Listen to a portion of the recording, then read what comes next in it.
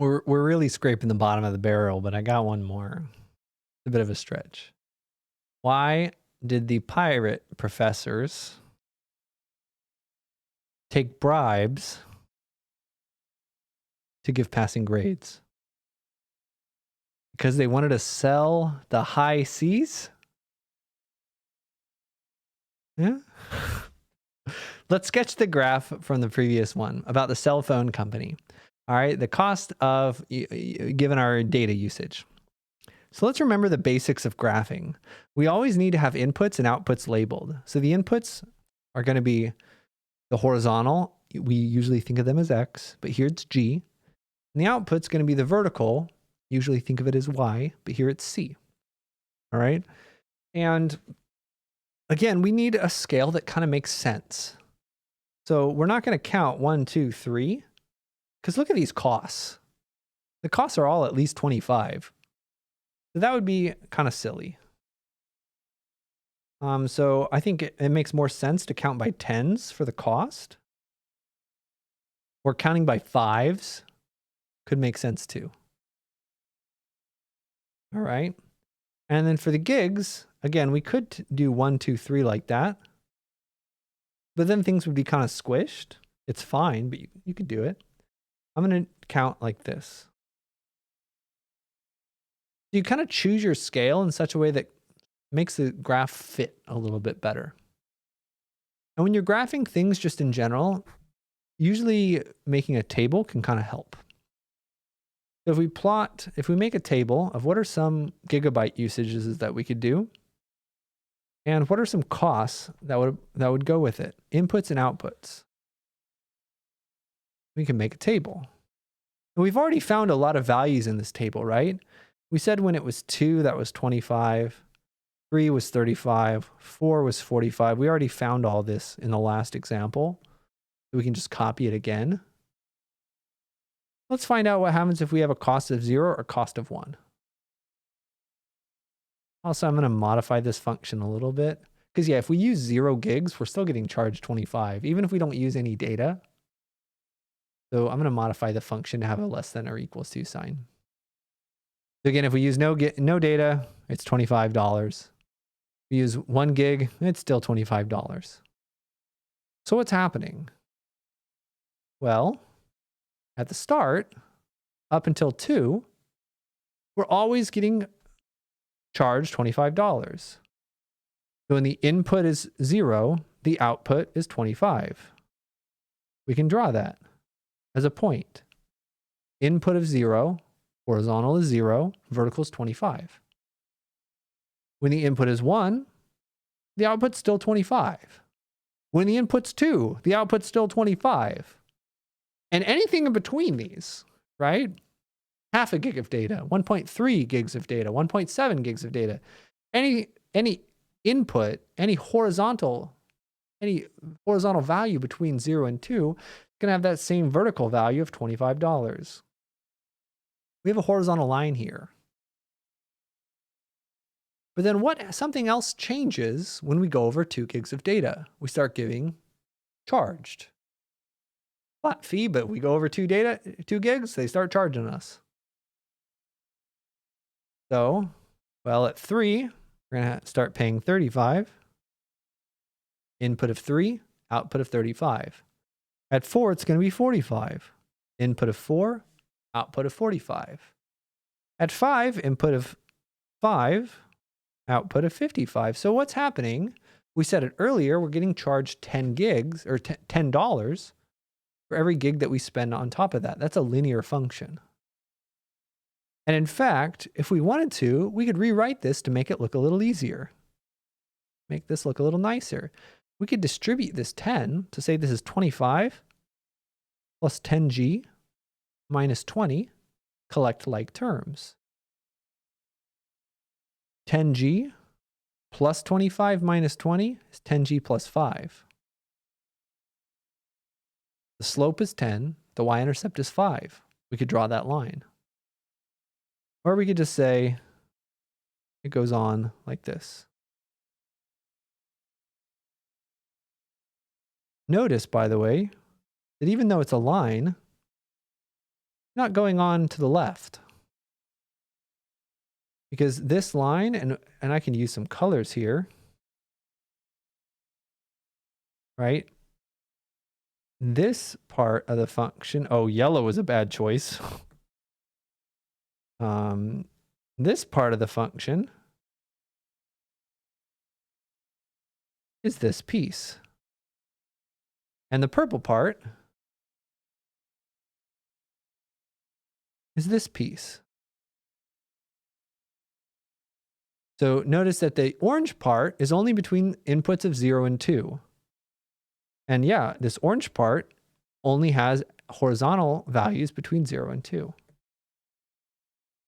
This part has values when an input is at least 2. Likewise, this part of the graph has inputs, x coordinates, if you will, horizontal coordinates of at least 2. And there's our graph. We'll do another one. I want you to try it. It's a lot. It's tricky. Curious what you find. It's okay to struggle. It's okay to mess up, but try it. Pause the video, try it, and we'll go through it together. All right, so Pierce College during 2009, 2010. Yep, definitely thinking this was written in 2010. The school year tuition rates for in-state residents was $89.50 per credit for the first 10 credits, and then it got cheaper when you're full-time, essentially, $33 per credit. And if you're taking more than that, it's going to be $73 per credit. So it gets more expensive if you're really taking a lot of classes. So this piecewise function is really hard to come up with. I don't need you to be able to come up with this. This is kind of a challenge question. You should be able to graph it.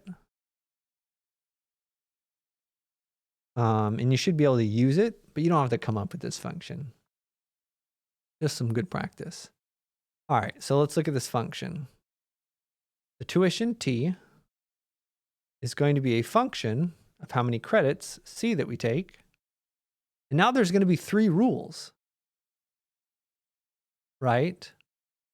First 10 credits is 1 fee. Next couple credits, another fee. The last credits, another fee. There's 3 rules. We're going to have 3 lines. And this one's pretty tricky. Let's see if you can follow along. So, for the first 10 credits, if the number of credits is between 1 and 10 credits. Credits are between 1 and 10. And again, technically, this is discrete, not continuous. It's not going to be everything between 1 and 10 credits, but let's simplify it, make it a little easier. Then it's going to be $33 per credit. So, sorry, $89.50 per credit. So the tuition is just going to be $89.50 times the number of credits. So that first piece is the easier piece. Second piece is harder, and the third piece is woo. So we'll use the second piece when our credits are between 11 and 18. And our last one is going to be over 18. A couple of ways that you can write this.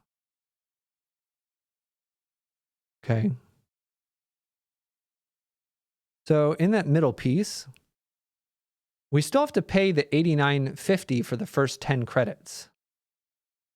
Right? If we have between 11 and 18 credits, we still have to pay the $89.50 for those first 10. So we're guaranteed to already be paying $895. And then we have to pay additionally for these credits over 10. How much? It's going to be very similar to this example over here. $10 for anything over 2.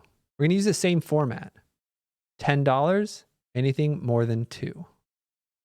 So here, it's going to be $33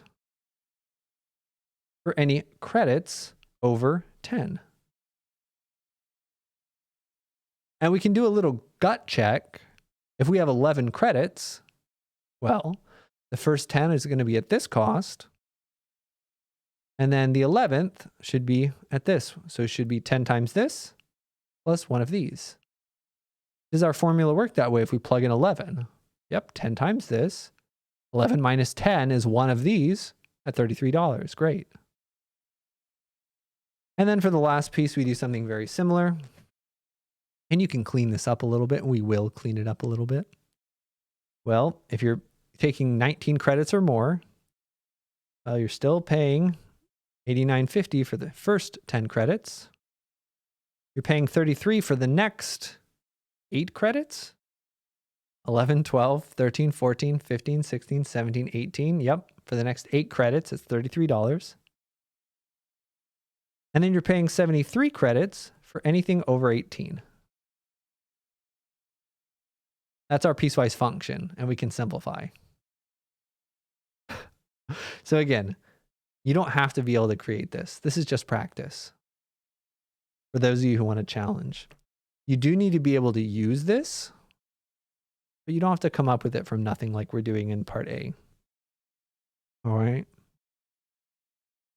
So let's simplify this. Okay. The TFC, the first one is already simplified. 89.5 times C between 1 credit and 10 credits. The second part is not really simplified. I'm just going to partially simplify it because I think it makes things look a little nicer. Let's multiply 89.5 times 10. And then we can just leave this point alone. That's between 11 and 18. And then we're going to combine all of this into a first number. That's $895. Plus, what is it, 33 times 8? Is that what it was? 33 times 8, yes. So we're guaranteed to be paying $11.59. And then we're still paying that 73 for anything over 18. Maybe C greater than 18. So that's our piecewise function. There's 3 rules depending on how many we are taking. Fun fact, this is what tax brackets look like. I'll probably give you an example with that. Almost definitely. You pay a low percentage on your first chunk of money that you pay or that you make. Then you pay a higher percentage only on the stuff over that minimum level. So you never want to like stay underneath a tax bracket because when you move up tax brackets, it's only the additional money that has the higher tax. Anyway, let's sketch a graph of this. Woo! All right, we're going to do it the same kind of way that we did it before. Let's make a table with some numbers. We're going to need to be going from like an input of 0 all the way up to an input of like 20 at least.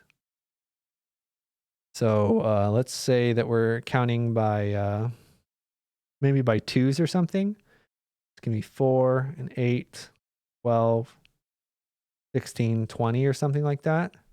That's going to be our number of credits. Before, C was the vertical axis, but now C is credits. It's going to be our horizontal axis. It's our input. The output is, what are we calling it? Tuition, T. And what are the outputs going to be? Well, the cheapest is going to be $89.50. And the most expensive is going to be, when this is like 20, it's going to be, I don't know, like $1,300, $1,400 or something. If we count by like 100, I don't think we're going to be enough. So we can count by like 200, 200, 400, 600, 800, 1,000. It'll be 1,400. It'll be 1,800 and so on. Okay. And again, your graph's not going to look perfect. Let's just make a table to help us graph it. All 3 of these are lines. That's going to make things a lot easier. So if the number of credits is a certain thing, what's our tuition going to be? In 1 credit, the input is in this interval. The input's 1 credit. We use this formula, 89.5 times C.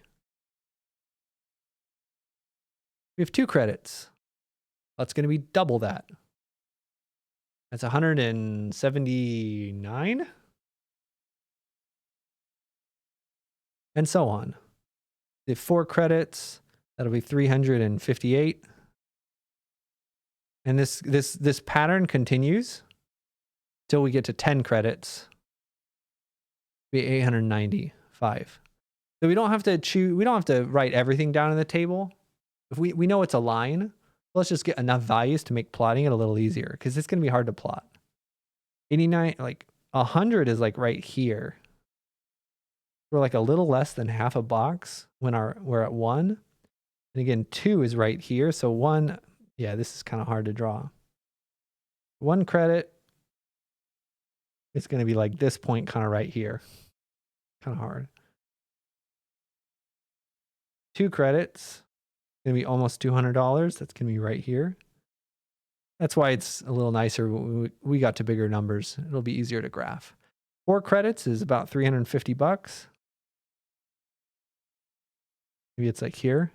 And 10 credits, again, an input of 10 is an input right there.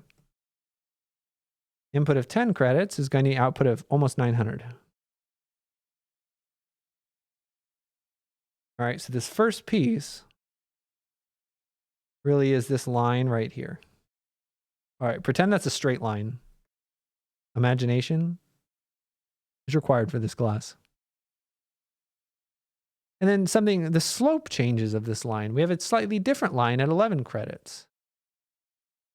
At 11 credits, it's going to be $895 and then an extra $33. $895 plus an extra $33. That's going to be $928. And again, that's going to be hard to graph, right? It gets a lot cheaper. Let's get some numbers that are a little further apart, a little easier to graph. Maybe 14 and 18 credits. Plug that into the formula. 14 and 18. Let's plug that in. So our formula is $895 plus, I already forgot it, 33 times C minus 10. Another cool thing that you can do with Desmos is you can add the slider and say, what happens if C is 14? It updates it for you. 1027.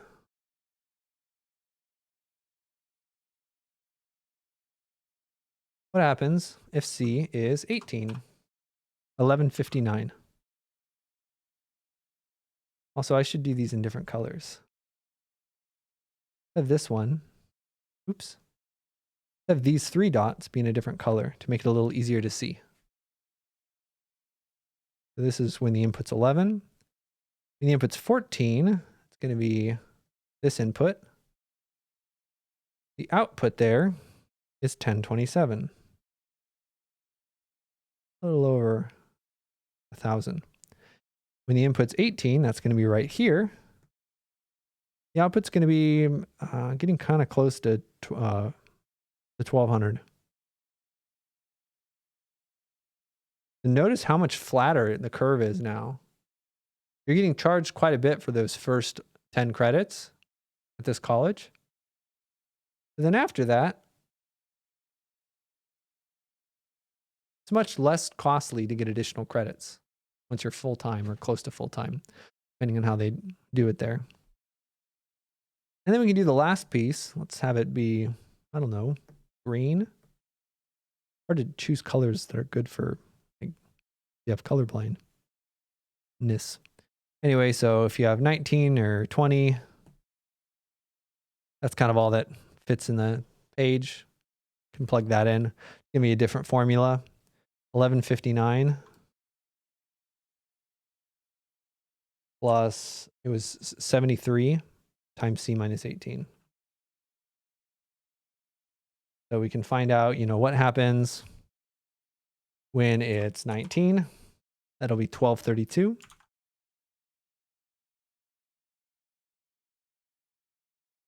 And let's skip all the way to 21. That's not so close. 1378. So at 19, 1232, 21, almost 1400. So like gets more steep again. Not a great graph, but that's the idea. That's our piecewise function. So this is kind of the worst thing that we kind of expect, but realistically, I want you to be able to use them I don't care as much about graphing them, as much about coming up with them, although coming up with them is really great. But the most important thing is, can you interpret them? Can you do this thing right here? Especially part A is really, really valuable. Okay. But then B and C in this previous video are also very important. I did want to still include this current video, graphing it, so you get a little bit of an exposure to it, but it's not a skill that I really care about a lot for this class. So don't worry too much. I know it's pretty complicated. Get some practice, do your best, but at the end of the day, is it going to be a huge part of your grade? Probably not. Let me know if you have questions or concerns or worries about this. And thanks for sticking with me. Hope you enjoyed the pirate jokes and have a good rest of your day.